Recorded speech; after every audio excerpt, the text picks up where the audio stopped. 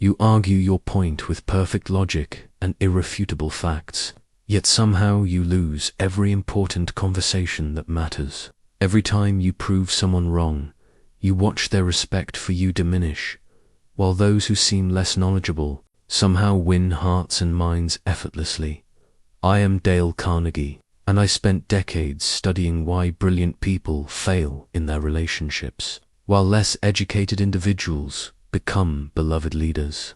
Through my research with thousands of students and my own painful mistakes, I discovered that being right is often the fastest way to be wrong about what truly matters in life. What I learned about the psychology of human interaction will transform how you approach every conversation, every disagreement, and every relationship in your life. The principles I'll share will show you why the need to be right destroys influence, and how letting go of rightness can make you more persuasive than any argument ever could. But first, like this video, subscribe for more life-changing insights, and comment below where you're watching from. I want to know which corner of the world is ready to master the art of human relations. I still keep that old debate trophy on my desk, though its brass has long since turned green with age. It sits there as a reminder of the most important lesson I ever learned about being right, and how devastatingly wrong I was about what mattered. In my early years as a teacher at the State Teachers College in Warrensburg, Missouri, I was absolutely convinced that my job was to fill young minds with correct information and proper thinking. I prided myself on my knowledge of literature, my command of rhetoric, and my ability to demolish any student's misguided argument with surgical precision. I was, without question, always right. That trophy represented my crowning achievement. In those early days, I had coached our debate team to victory after victory, teaching them to construct unassailable arguments and tear apart opposing viewpoints with devastating logic. We won debate after debate, and I basked in the glow of intellectual superiority. But there was something troubling me, though I couldn't quite put my finger on it at first. My students respected my knowledge, certainly, but there was a distance, the coldness that I began to notice in their eyes. They would nod politely when I corrected them, agree with my superior reasoning, and then walk away without any real engagement or enthusiasm. The moment of truth came during a classroom discussion about Shakespeare. A young student named Jimmy Henderson had offered his interpretation of Hamlet's famous soliloquy. It wasn't wrong, exactly, but it lacked the sophisticated understanding that I possessed. So I did what I always did: I corrected him thoroughly, publicly, with all the authority my position and knowledge afforded me. I explained the historical context he'd missed, the literary devices he'd overlooked, the deeper philosophical implications he couldn't possibly understand at his age. I was brilliant. I was comprehensive. I was absolutely, unquestionably right. And I watched the light die in Jimmy's eyes. He sat back in his chair, his initial enthusiasm completely extinguished. Where moments before there had been curiosity and genuine engagement with the material, now there was resignation and embarrassment. I had taken his sincere attempt to connect with great literature and turned it into a demonstration of his inadequacy. Worse still, I noticed that other students stopped volunteering their thoughts. They had witnessed what happened when you offered an imperfect idea in my classroom. The message was clear. Unless you could match my level of understanding, it was better to remain silent. I had won the argument. I had demonstrated my superior knowledge. I had been completely, utterly right about every point I made, and in doing so, I had killed something precious: the joy of discovery, the excitement of learning, the confidence that comes from having your thoughts valued even when they're incomplete. That evening, as I polished my debate trophy and prepared lesson plans that would further demonstrate my intellectual authority, I realized something that shook me to my core. I was teaching my students to fear being wrong more than they loved being curious. I was creating a classroom full of young people who would rather say nothing than risk being corrected. I was right about Shakespeare, right about literature, right about rhetoric and logic and proper thinking. But I was devastatingly wrong about what my job actually was. My job wasn't to prove how much I knew. It was to help my students discover how much they could learn. And I was failing miserably at the thing that truly mattered. That tarnished trophy still sits on my desk today, not as a monument to victory, but as a reminder of the hollowness of being right at the expense of human connection.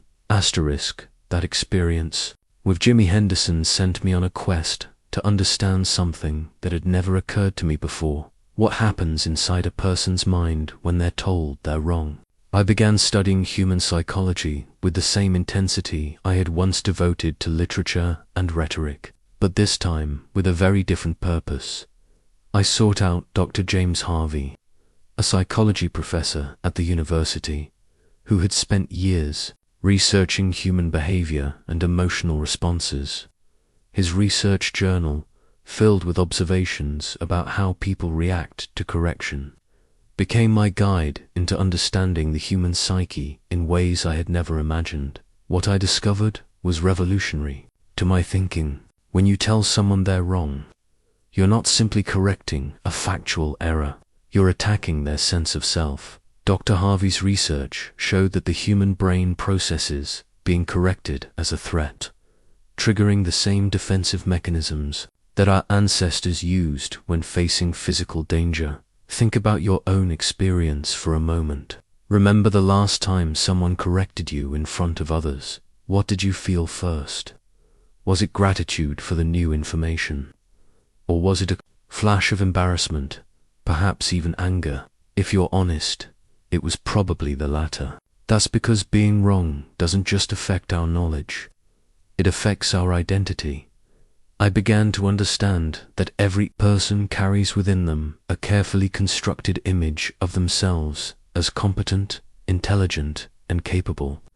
When we correct someone, we're essentially saying, your self-image is flawed. You're not as smart as you think you are. No wonder people become defensive. Dr. Harvey showed me studies demonstrating that when people are corrected, their brains actually shut down the learning centers and activate the emotional defense systems. The very act of being told we're wrong makes us less capable of absorbing the correct information. It's a psychological paradox. The harder we try to educate someone by correcting them, the less likely they are to learn. I started observing this phenomenon everywhere. In faculty meetings, I watched colleagues become increasingly stubborn when their ideas were challenged, even when presented with clear evidence. I saw students in my classes shut down emotionally the moment I began to correct their thinking. I noticed how my own wife would become distant when I corrected her understanding of current events. Even though I was sharing information I thought she'd find interesting. The human mind, I learned, has an extraordinary capacity for rationalization. When faced with information that contradicts our beliefs or makes us appear wrong, we don't simply accept the new data. Instead, we unconsciously begin building elaborate mental defenses to protect our original position. We find exceptions, question the source, or simply dismiss the information as irrelevant. This isn't stupidity or stubbornness, it's human nature. Our brains are literally wired to protect our sense of self, even at the expense of accuracy. Understanding this changed everything about how I approached interactions with others. I realized that every time I had corrected a student, I was unwittingly triggering their psychological defenses. Instead of creating an environment where learning could flourish, I was creating a battlefield where my students had to choose between being right and being open to new ideas. The most profound insight came when I understood that intelligent people often struggle the most with being wrong. The smarter someone is, the more their identity becomes tied to their intellectual capabilities. Highly educated individuals have spent years building their self-worth around being knowledgeable and correct. When their expertise is challenged, they experience it as an attack on their very essence. This explained why some of my brightest students were also my most defensive. Their intelligence, which should have made them more receptive to learning, actually made them more resistant to correction. They had too much invested in being right to easily accept being wrong. As I delved deeper into understanding human psychology, I began to recognize a pattern that I came to call the rightness trap, a psychological snare that catches intelligent, well-educated people more often than anyone else. I fell into it myself for years without even realizing it. The trap works like this: the more knowledgeable you become, the more opportunities you have to be right. And being right feels wonderful. There's a genuine rush of satisfaction that comes from having the correct answer, from seeing clearly when others are confused, from possessing information that others lack. It's intoxicating. I remember receiving a letter from a business executive who had attended one of my early courses. He wrote with painful honesty about how his expertise had become his downfall. As a brilliant engineer who had risen to lead a team of 50 people, he knew he was often the smartest person in the room. When his team presented ideas, he could immediately spot the flaws, the inefficiencies, the better approaches, so he corrected them constantly. After all, wasn't that his job as their leader? Wasn't he being irresponsible if he didn't share his superior knowledge to help them avoid mistakes? What he discovered, to his horror, was that his team had stopped bringing him ideas altogether. They had learned that every creative suggestion would be met with correction. Every proposal would be dissected to reveal its inadequacies. Every enthusiasm would be tempered by his superior understanding. His rightness had created a team of yes-men who waited for him to provide all the solutions. They had stopped thinking independently because they knew their thinking would be corrected. He had won every intellectual battle and lost the war of leadership. This executive's story resonated with me because I recognized my own journey in it. The rightness trap is particularly insidious for those of us who have developed genuine expertise. We're not wrong to have knowledge. The trap lies in how we use that knowledge in our relationships with others. I began to notice how this pattern played out in my own life. When my wife would mention a historical fact she'd read in the newspaper, I would automatically correct any inaccuracies. When friends would discuss books or current events, I would share my more informed perspective. When students would offer interpretations in class, I would guide them toward the correct understanding. In every case, I was technically right. My corrections were accurate. My additional information was valuable. My guidance was sound. But I was missing something crucial: the impact of my rightness on the people around me. The rightness trap doesn't just affect what we sit, affects how we listen. When you become accustomed to being the expert, you start listening for errors rather than understanding. Instead of hearing what someone is trying to communicate, you focus on what they're getting wrong. You listen to correct rather than to connect. I realized that my intellectual pride had become a barrier between me and the very people I wanted to help. My students weren't learning less because they lacked intelligence. They were learning less because my constant corrections had made them afraid to think out loud. The most painful part of recognizing this trap was understanding how it had affected my closest relationships. My wife had stopped sharing her thoughts about books she was reading because she knew I would correct her interpretations. My friends had learned to avoid certain topics in my presence because they knew I would set them straight. I was like a man who had become so skilled at detecting counterfeit money that he couldn't enjoy the beauty of genuine currency. My ability to spot errors had become more important to me than my ability to appreciate the thoughts and feelings of the people I cared about most. The true cost of my addiction to being right didn't become clear until I started collecting stories from my students about what this pattern had cost them in their own lives. What I discovered was heartbreaking: relationships destroyed, careers derailed, and families torn apart in the name of being correct. One of the most devastating stories came from a couple who had attended my course after their divorce papers had already been filed. They shared with me a series of letters they had written to each other during the final months of their marriage. And with their permission, I've kept copies as a reminder of how deadly the need to be right can become. The husband was a brilliant attorney, accustomed to building airtight arguments and finding flaws in opposing positions. The wife was an intelligent woman who had given up her own career to support his. Their letters revealed a marriage that had slowly suffocated under the weight of his need to be correct about everything. It started with small things. When she would tell him about her day, he would correct her interpretation of events. When she would share her feelings about situations, he would explain why she shouldn't feel that way. When she would suggest improvements for their home or their relationship, he would point out all the reasons her ideas wouldn't work.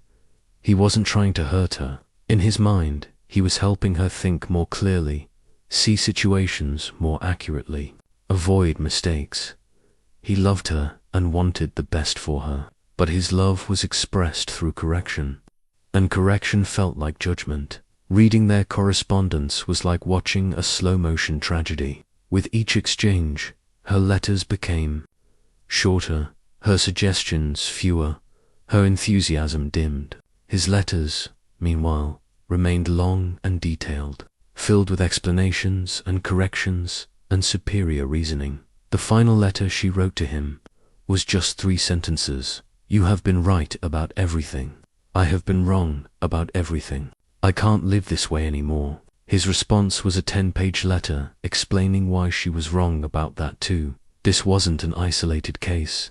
I began hearing similar stories everywhere. A brilliant doctor whose children stopped talking to him because every conversation became a medical lesson.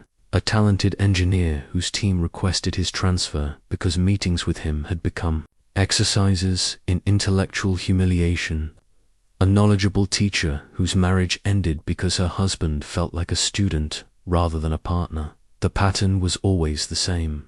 Intelligent, well-meaning people who genuinely wanted to help others, but whose need to share their superior knowledge had poisoned their relationships. They won every argument and lost the people they cared about most. I started to understand that there are victories that cost more than defeats. When you prove someone wrong, you may gain the satisfaction of being correct, but you lose something far more valuable, their willingness to be open with you in the future. Every time you correct someone, you teach them to be more careful around you.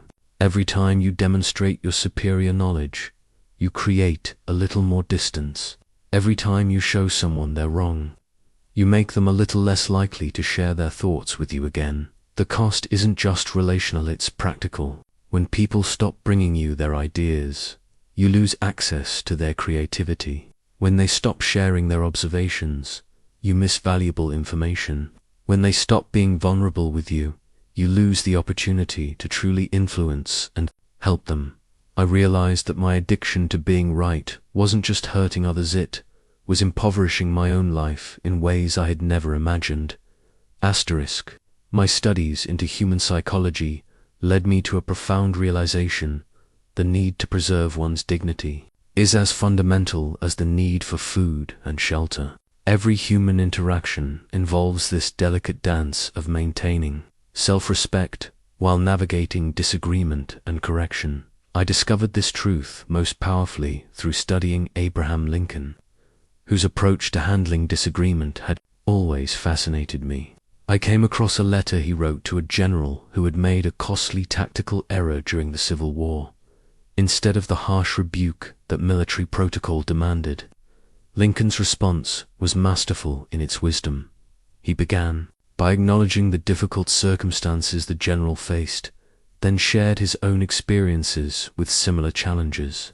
Only then did he gently suggest alternative approaches for future situations. The general not only accepted Lincoln's guidance, but became one of his most loyal supporters. Lincoln had managed to correct without condemning, to teach without diminishing. This became my model for understanding what I now call the fundamental principle of human relations. People will forgive almost anything accept an attack on their dignity. You can disagree with someone's ideas, question their methods, even challenge their decisions, but the moment you make them feel foolish or incompetent, you've crossed a line that's difficult to uncross. I began to observe this principle everywhere.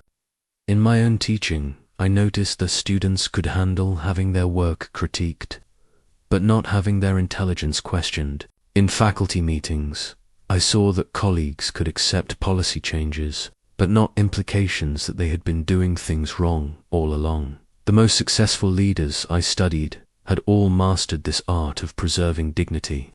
While facilitating change, they understood that the human ego is not an obstacle to overcome, but a delicate instrument to tune. When you work with someone's need for self-respect, rather than against it, remarkable transformations become possible. I learned that every person, regardless of their position or education level, has constructed a mental image of themselves as competent and worthwhile. This self-image is their most precious possession. When we insist on being right in ways that damage this self-image, we're not just correcting facts, we're threatening their psychological survival. This is why a simple disagreement can escalate into a heated argument so quickly. It's not really about the facts anymore.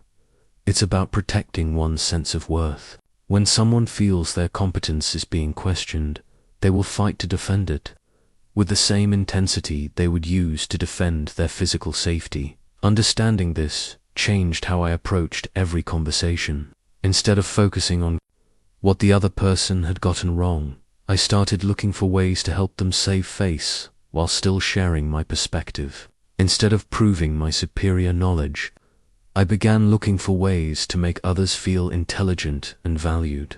The transformation in my relationships was immediate and dramatic. My students became more engaged because they knew their dignity would be preserved even when their ideas needed refinement. My colleagues sought out my input because they knew I would help them think through problems without making them feel foolish. Most importantly, I discovered that when you protect someone's dignity while sharing your knowledge, they become eager to learn from you. When you make people feel competent and respected, they open their minds to new ideas in ways that force and argument never could accomplish. Once I understood the importance of preserving dignity, I became fascinated by how skilled diplomats and negotiators manage to disagree without creating enemies. I studied their methods, interviewed successful mediators, and even obtained a copy of a handbook used by international negotiators that outlined the precise language patterns that allow for disagreement without confrontation. The first principle I learned was revolutionary in its simplicity. Never use the word wrong. This single word carries such emotional weight that it immediately puts people on the defensive. Instead, I learned to use phrases like "I see it differently" or "my experience has been." These phrases allow you to present alternative viewpoints without making others feel attacked. I began practicing what I called the cushion technique, softening disagreement with phrases that acknowledge the other person's perspective before offering my own. Instead of saying, "That's incorrect," I would say, "That's an interesting point, and I wonder if we might also consider." This simple change transformed the entire dynamic of the conversation. Another crucial technique I discovered was what diplomats call the bridge phrase. When someone has stated a position you disagree with, you can bridge to your perspective by saying something like, "I can understand why you'd think that, and it makes me think of ... This validates their thinking process while introducing your alternative view. I learned that the language of graceful disagreement is really the language of curiosity rather than certainty. Instead of declaring truths, I began asking questions. What do you think might happen if ... Or how do you suppose that would work in practice? These questions allowed others to discover potential problems with their ideas without me having to point them out directly. The most powerful technique I developed was what I called agreeing to disagree gracefully. When fundamental differences couldn't be resolved, I learned to say things like, "We may see this differently, and that's what makes these discussions valuable." This phrase acknowledged the disagreement without making anyone wrong for having their perspective.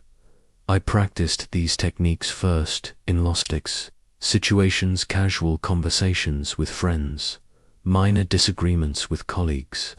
The results were remarkable. People who had previously become defensive in discussions with me began seeking out my perspective. They knew they could disagree with me without being made to feel foolish. One of my most successful applications of these techniques came during a heated faculty meeting about curriculum changes. Two camps had formed, and the discussion was becoming increasingly hostile. Instead of taking sides and proving one group right and the other wrong, I used bridging language to help each side understand the other's concerns. I can see why the literature faculty would want to preserve classical requirements, I said, and I also understand why the practical arts teachers feel their subjects deserve more time. Instead of choosing a side, I helped both groups feel heard and valued. The conversation shifted from adversarial to collaborative. Instead of fighting to prove who was right, we began working together to find solutions that honored both perspectives. The final curriculum we developed was stronger than either side's original proposal because it incorporated the best insights from both camps. I realized that the goal of graceful disagreement isn't to avoid conflict, it's to transform conflict from a battle into a dance. When people feel respected and valued even in disagreement, they become collaborators rather than opponents. They start looking for ways to incorporate different viewpoints rather than destroy them. The art of graceful disagreement requires us to give up something precious, the satisfaction of being dramatically right. But what we gain in return is far more valuable: the ability to influence others and the joy of genuine collaboration in the search for truth. Over the years, I received hundreds of letters from people whose lives had been transformed not by being corrected, but by being made to feel valuable and important. I kept these letters as proof of something I had come to believe deeply. The desire to feel important is the deepest driving force in human nature. Every person you meet is fighting an invisible battle to feel significant, to matter, to be recognized as having worth.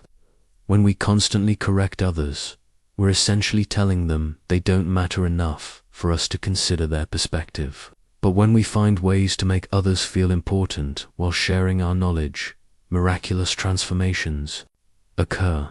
I learned this lesson most powerfully from a janitor at our college named Thomas. He had worked there for 20 years, and most faculty members barely acknowledged his existence. But I began to notice that Thomas had an extraordinary understanding of human nature. He could predict which students would struggle, which faculty members were under stress, which administrative changes would create problems. Instead of dismissing his observations because he lacked formal education, I began seeking out his insights. I would ask his opinion about student behavior, his thoughts on campus morale, his predictions about how proposed changes might affect the community. Thomas's eyes would light up whenever I asked for his perspective. What happened next amazed me. Thomas began sharing observations that proved incredibly valuable. His insights into student psychology helped me become a better teacher. His understanding of campus dynamics helped me navigate faculty politics more effectively. His practical wisdom often surpassed that of my colleagues with advanced degrees. But the real transformation was in Thomas himself.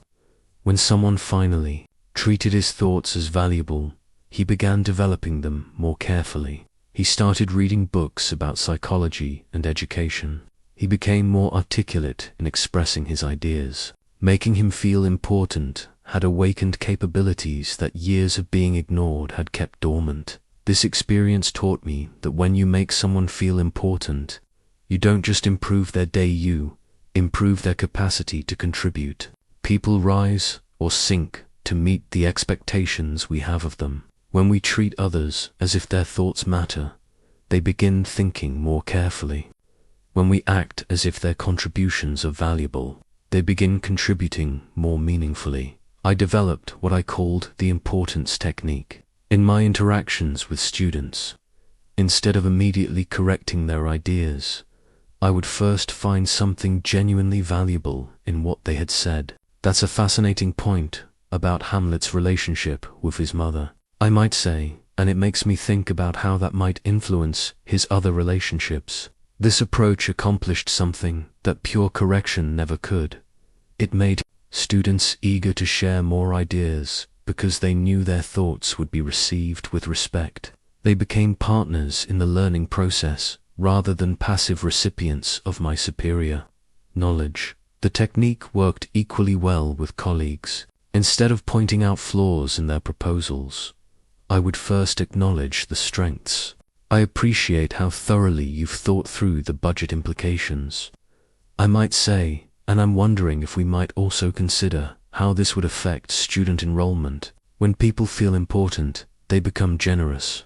They're willing to consider alternative viewpoints because they don't feel threatened. They're open to learning because they don't feel diminished. They're eager to collaborate because they feel valued as partners rather than judged as inferior. The beautiful irony is that when you make others feel important, you become more important to them. When you elevate others, they elevate you in return. When you treat people as if their thoughts matter, they begin to seek out your thoughts because they trust your judgment about what has value. Asterisk. The most counterintuitive lesson I learned about influence came from watching a company CEO save his business through a public admission of error. His story taught me that admitting mistakes doesn't diminish your credibility. It enhances it in ways that being perpetually right never could. The CEO had made a decision that cost his company millions of dollars and hundreds of jobs. The board was calling for his resignation. The media was attacking his leadership, and his employees had lost confidence in his judgment. Every advisor told him to deflect blame, minimize the error, or find scapegoats to protect his reputation.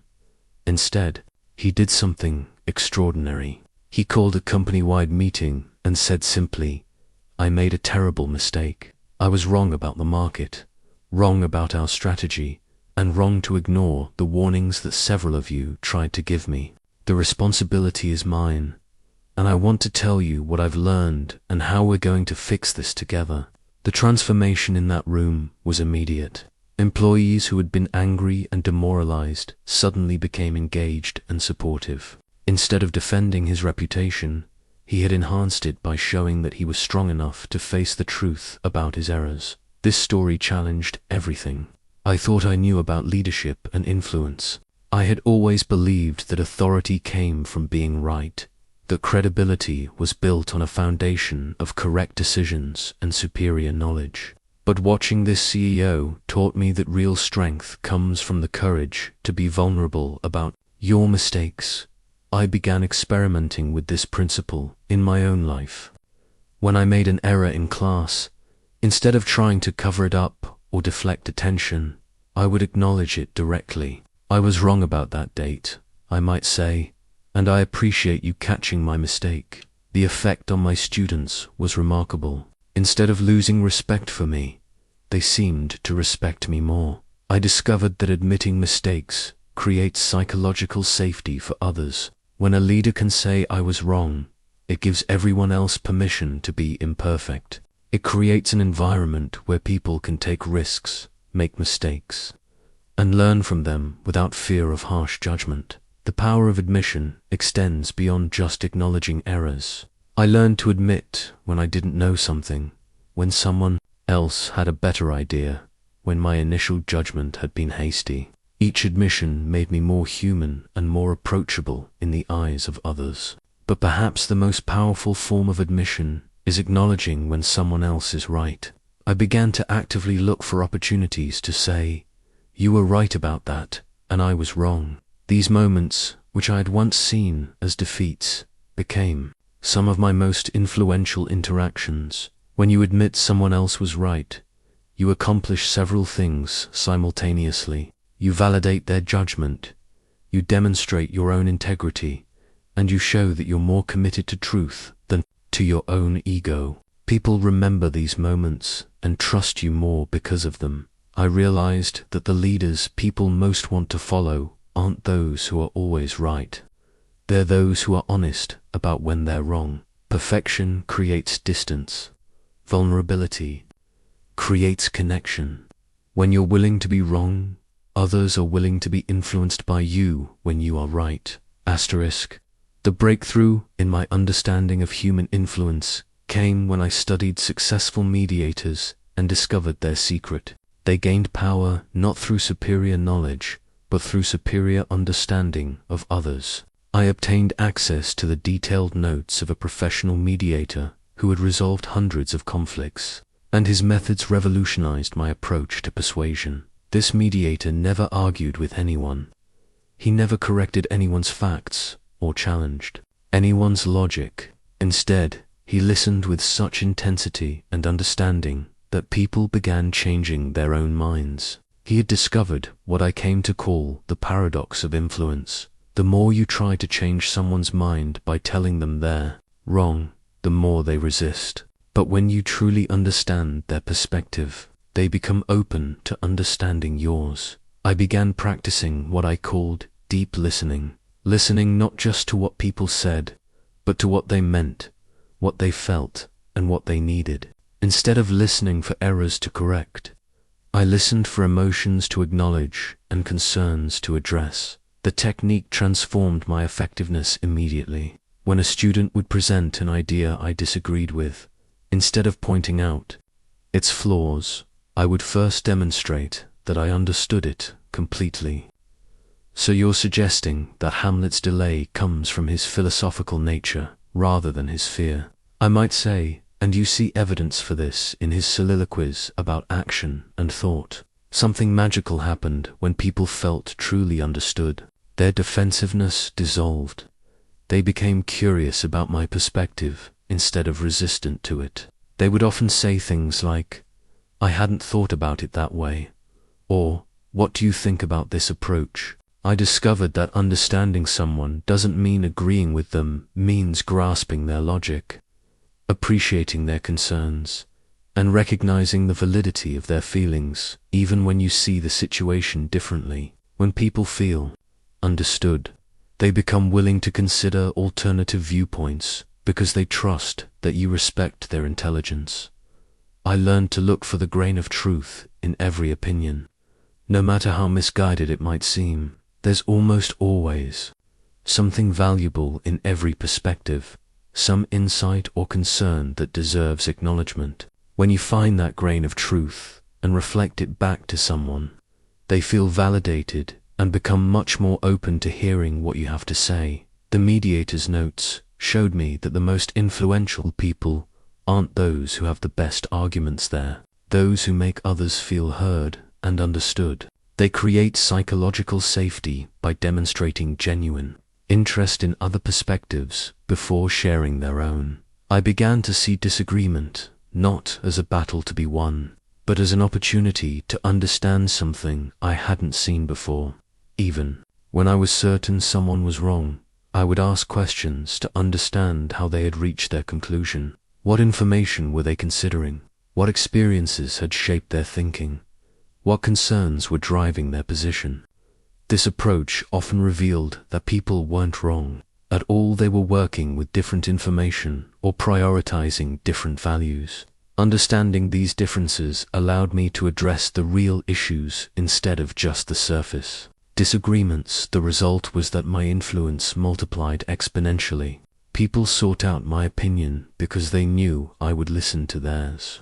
They trusted my judgment because I had demonstrated respect for their thinking process. They were willing to be influenced by me because I had first been willing to understand them. My study of ancient philosophers led me to rediscover one of the most powerful teaching methods ever developed, the Socratic approach of guiding others to truth through questions rather than assertions. Socrates understood something that modern educators often miss. People resist conclusions imposed upon them, but they embrace discoveries they make themselves. I began experimenting with this approach in my classroom, transforming myself from a fountain of knowledge into a guide for discovery. Instead of telling students what Shakespeare meant, I began asking questions that led them to uncover the meaning themselves. Instead of correcting their interpretations, I asked questions that helped them refine their thinking. The transformation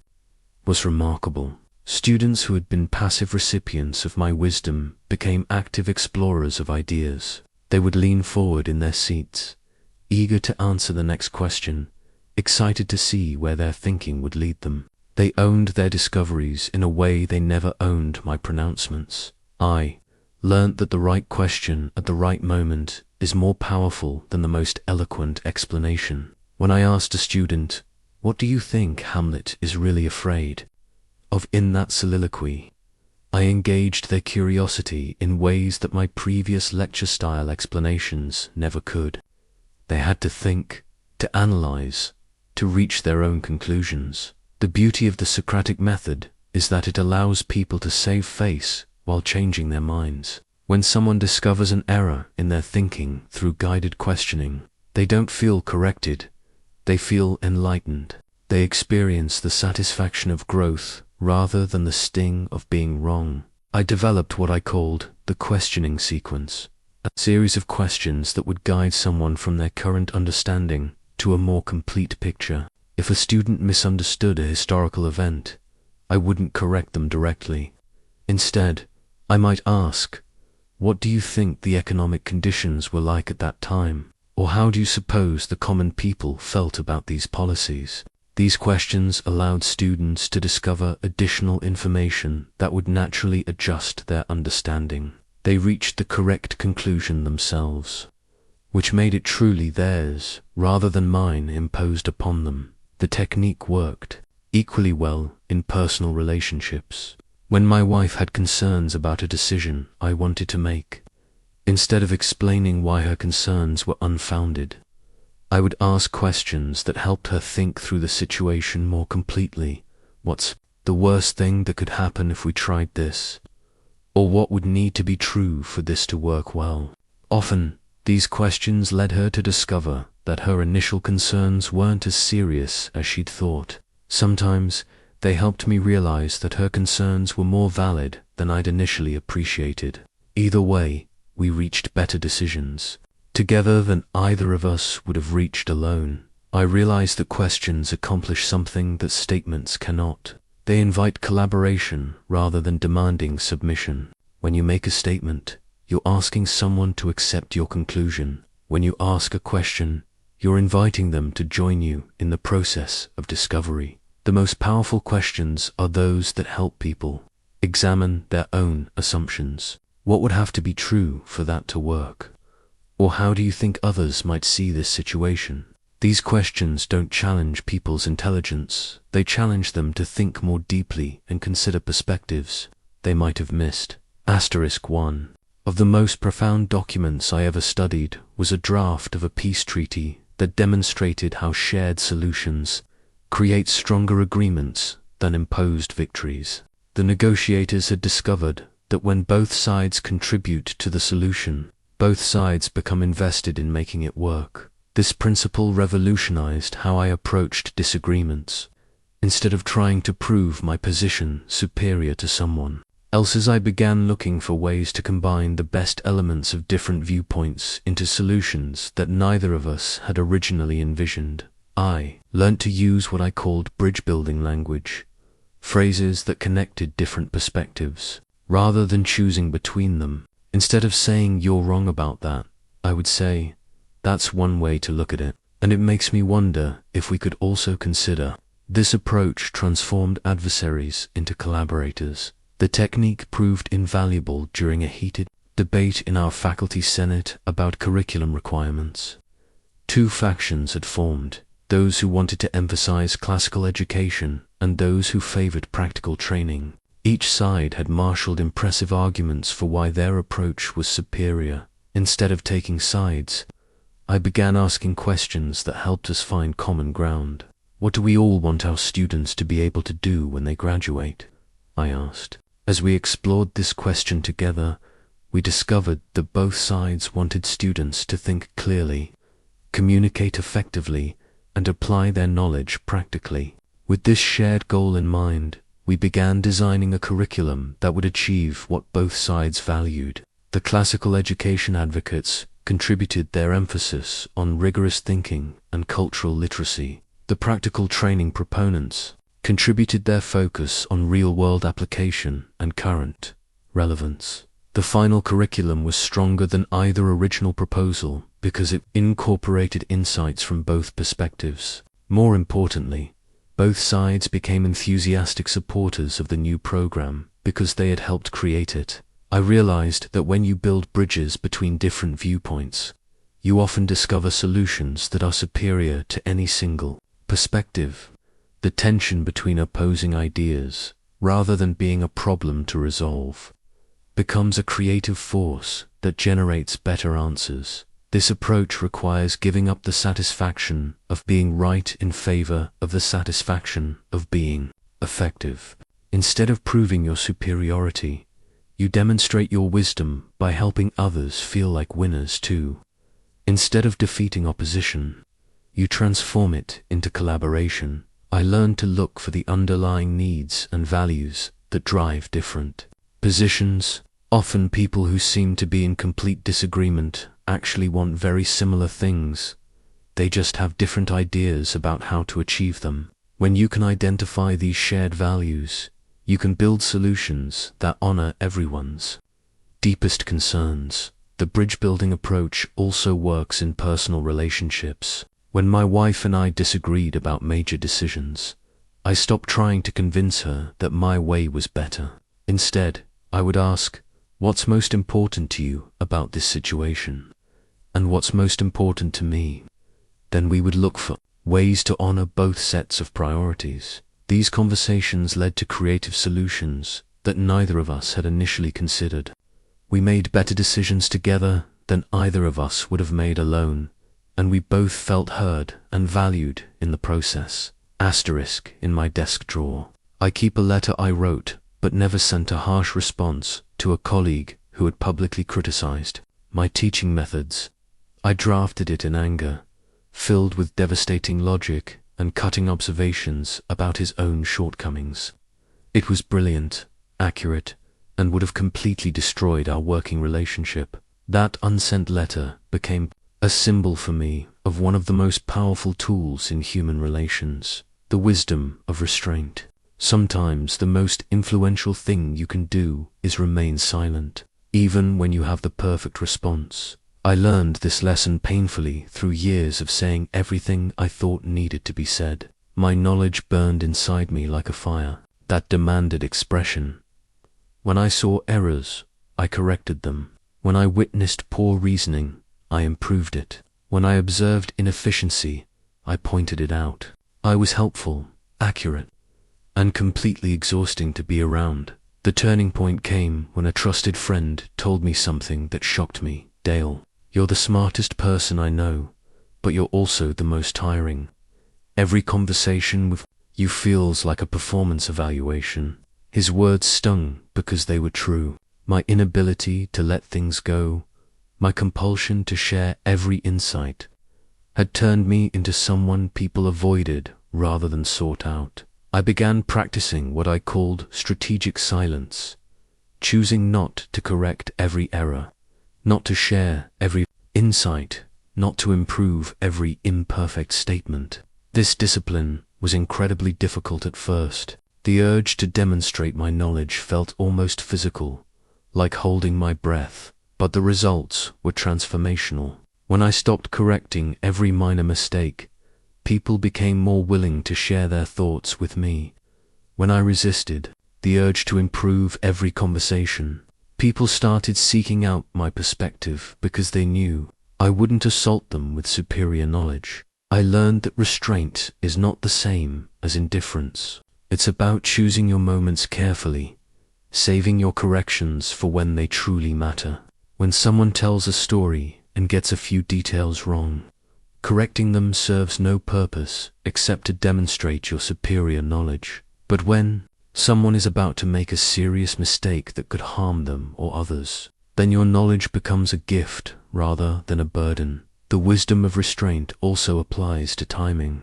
Even when correction is necessary, the moment you choose to offer, it makes all the difference. Public correction humiliates. Private guidance helps. Immediate correction feels like attack. Delayed feedback feels like care. I developed a personal rule. Before offering any correction or insight, I would ask myself 3 questions. First, does this person need this information? Second, am I the right person to provide it? Third, is this the right time and place? Unless all 3 answers were yes, I would remain silent. This discipline transformed my relationships and multiplied my influence. When I did speak up, people listened more carefully because they knew I didn't waste words. My occasional corrections carried more weight because they weren't buried in a constant stream of improvements. The deepest wisdom I discovered was that restraint is a form of respect. When you resist the urge to correct someone, you're telling them that their dignity matters more than your need to be right. After years of studying human psychology and experimenting with different approaches, I developed what I considered my masterpiece, a method for sharing knowledge and correcting errors in ways that strengthened rather than damaged relationships. I called it correction through connection. The foundation of this approach was a radical shift in perspective. Instead of seeing mistakes as problems to fix, I began seeing them as opportunities to help someone grow. Instead of viewing myself as a judge evaluating performance, I became a coach helping someone improve. I developed a specific sequence that transformed the entire dynamic of correction. First, I would find something genuinely positive to acknowledge in the person's thinking or effort. I can see you've put a lot of thought into this. I might begin. Or your concern for the students really comes through in this proposal. This positive opening accomplished something crucial. It established that I was on their side, not against them. It showed that I valued them as a person even if I had concerns about their ideas. People who feel valued are infinitely more receptive to guidance than people who feel judged. Next, I would ask permission to share additional perspective. Would you be interested in hearing about a similar situation I encountered? Or may one share some thoughts that might be helpful? This simple request for permission transformed correction from an imposed judgment into an offered gift. When someone gives you permission to share your knowledge, they become a willing recipient rather than a defensive target. They're psychologically prepared to listen because they've chosen to hear what you have to say. Then I would share my perspective in the form of personal experience, rather than universal truth. Instead of saying, "You're wrong about that approach," I would say, "When I tried something similar, I discovered ... This framing allowed me to share corrective information without making the other person wrong. Finally, I would invite their thoughts on what I had shared. What do you think about that? Or how does that fit with your experience? This invitation to respond made them an active participant in the learning process rather than a passive recipient of correction. The transformation in my teaching was remarkable. Students who had once become defensive when corrected now welcomed my feedback because they knew it would be delivered with respect and care. They began seeking out my guidance because they trusted that I would help them grow without diminishing their dignity. I used this approach with colleagues as well. When a fellow teacher proposed a policy I thought was problematic, instead of pointing out its flaws, I would say something like, "That's an interesting approach, and it reminds me of something we tried a few years ago. Would you like to hear how that worked out?" This method accomplished something that direct correction never could. It preserved the relationship. While still sharing important information, people felt helped rather than attacked, guided rather than judged, supported rather than criticized. The beautiful irony was that when I stopped trying to correct people, they became much more willing to be corrected. When I transformed correction into connection, my influence multiplied exponentially. Asterisk, I keep a visual timeline on my office wall that tracks relationships over decades rather than moments. This timeline taught me one of the most important lessons of my life. Relationships are like financial investments.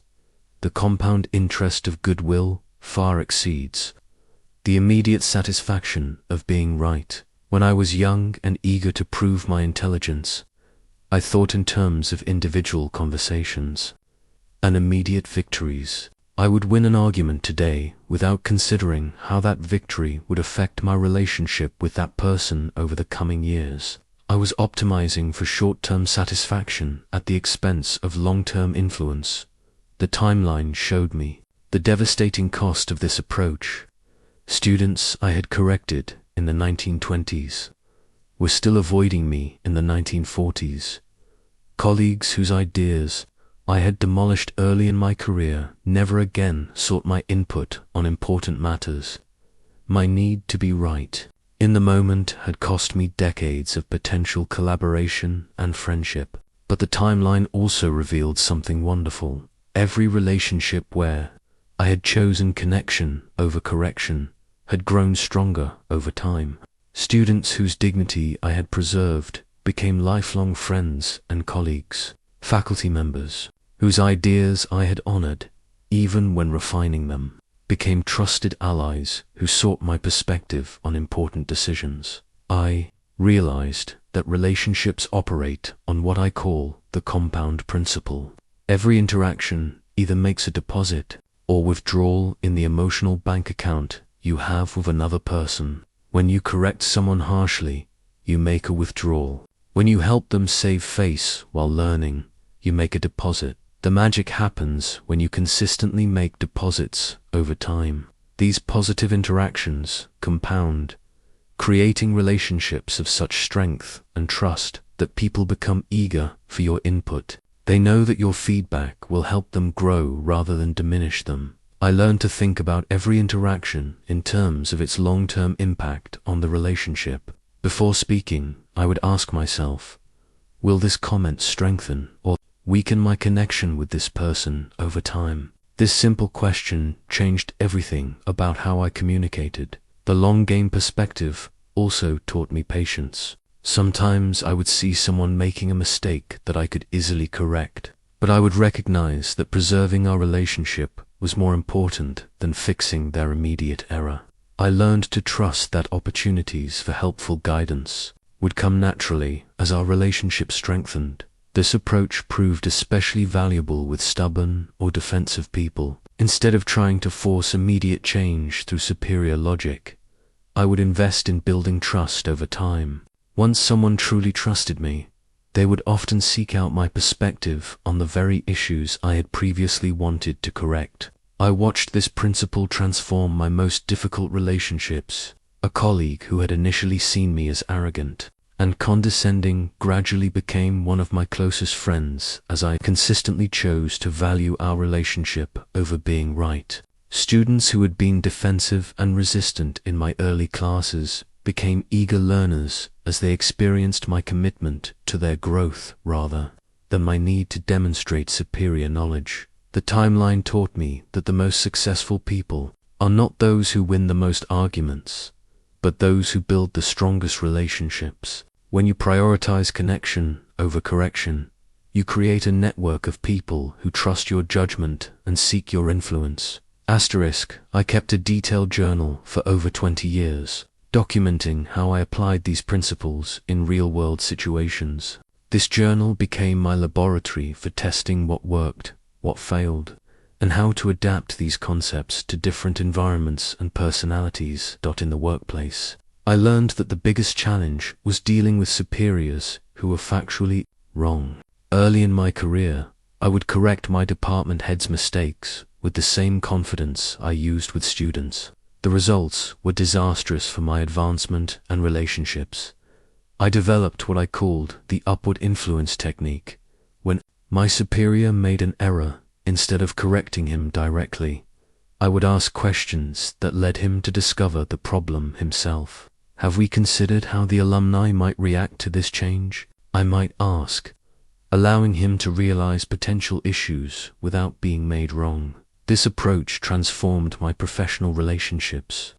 Supervisors began seeking my input because they knew I would help them think through problems without making them look foolish. My career advanced rapidly because I had learned to make my bosses look good rather than showing them where they were wrong.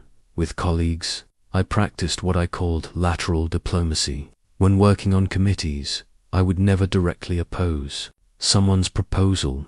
Instead, I would say things like, "That's an interesting approach, and it makes me wonder about ...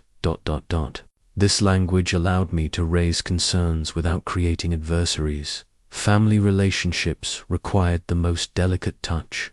I learned that being right with family members carries the highest cost because these are the relationships that matter most. When my wife would relay a story with factual errors, I had to resist every instinct to correct the details and instead focus on understanding her feelings about the situation. I developed a simple rule for family discussions: emotions first, facts second. When someone shares an experience, they're usually more interested in being understood than being accurate. I learned to respond to the feeling behind the story rather than the details within it. With my children, I discovered that the Socratic method was invaluable. Instead of telling them what they were doing wrong, I would ask questions that helped them evaluate their own choices. How do you think that worked out? Or what might you do differently next time? These questions taught them to think critically without feeling judged. Managing difficult personalities required specialized approaches. With argumentative people, I learned never to take the bait. Instead of engaging in their preferred battle of wits, I would acknowledge their perspective and redirect the conversation. "You raise important points," I might say, "and I'm wondering if we might also consider ... For dealing with know-it-alls, I discovered that the best strategy was to make them feel like experts. I would ask for their advice on related topics, which satisfied their need to demonstrate knowledge while creating goodwill that made them more receptive to different perspectives. The key to all these applications was preparation. I would rehearse challenging conversations in my mind, planning how to phrase things in ways that preserve dignity, while still accomplishing my goals. This preparation made the difference between reactive responses and thoughtful communication.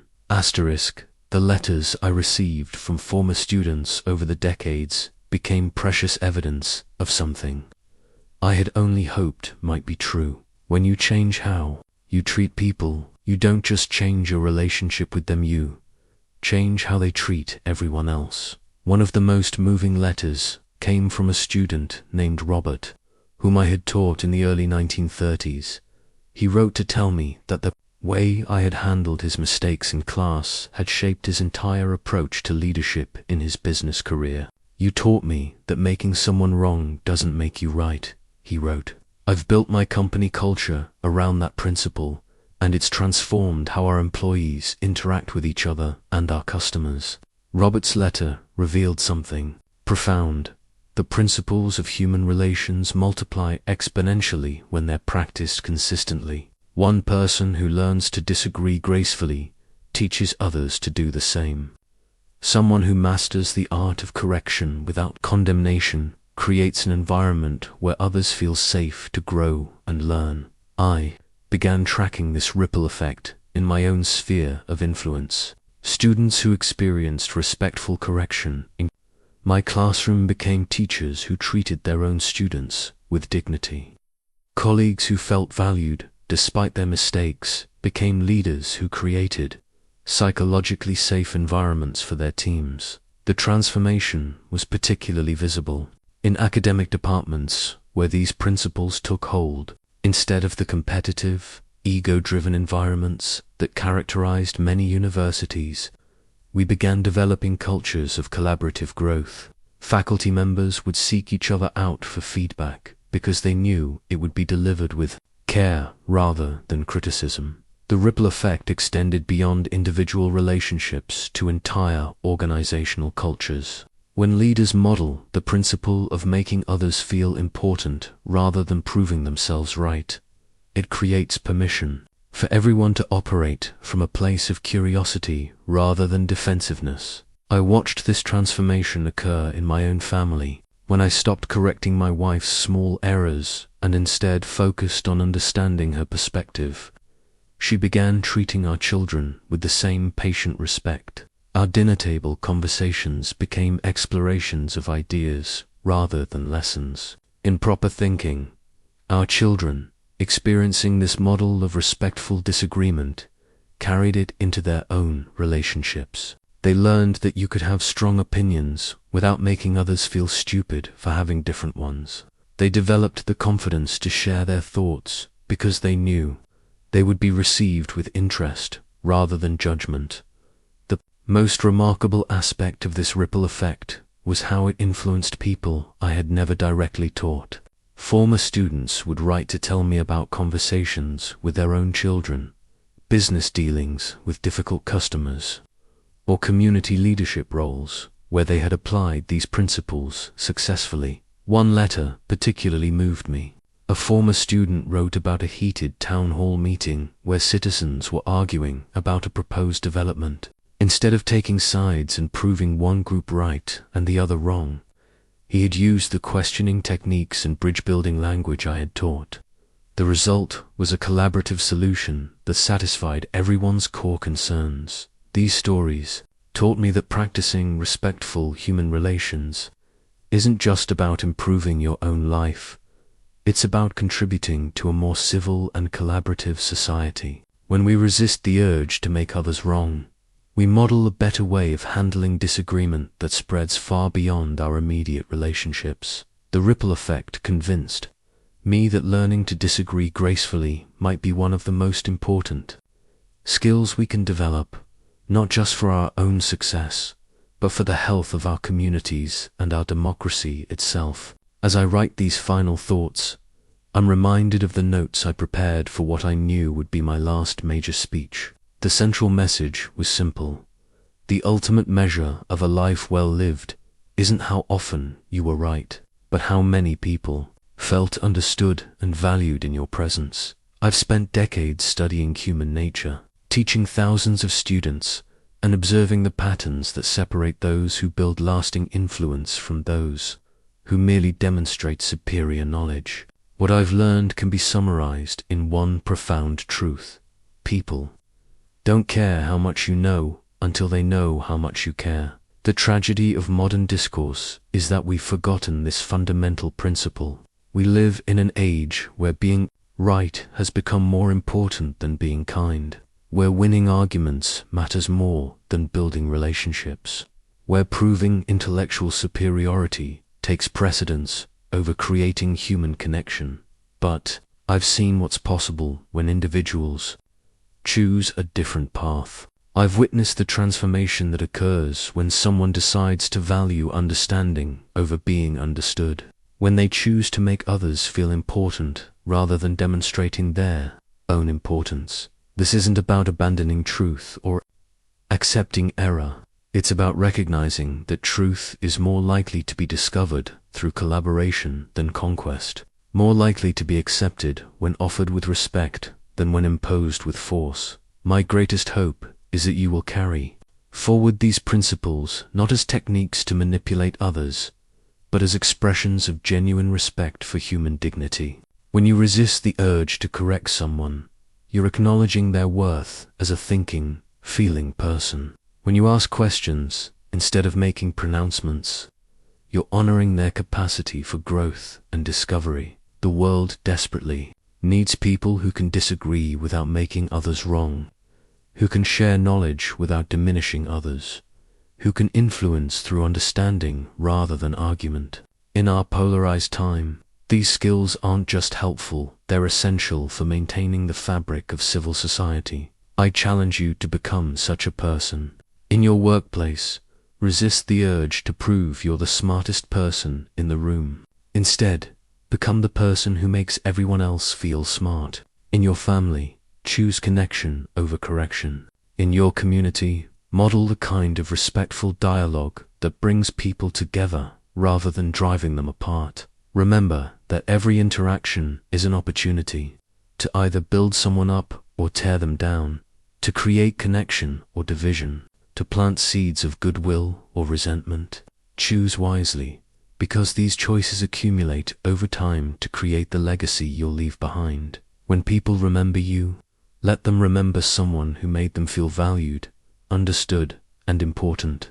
Let them recall conversations that left them feeling better about themselves and more hopeful about humanity. This is my final wish for you, that you will discover the deep satisfaction that comes not from being right, but from helping others feel that their thoughts, feelings, and perspectives matter. In a world full of people trying to prove how much they know, be the rare individual who shows others how much they're worth. The principles I've shared with you have the power to transform not just your relationships, but your entire approach to life. Use them wisely, practice them consistently, and watch as your influence grows far beyond anything you could achieve through superior knowledge alone.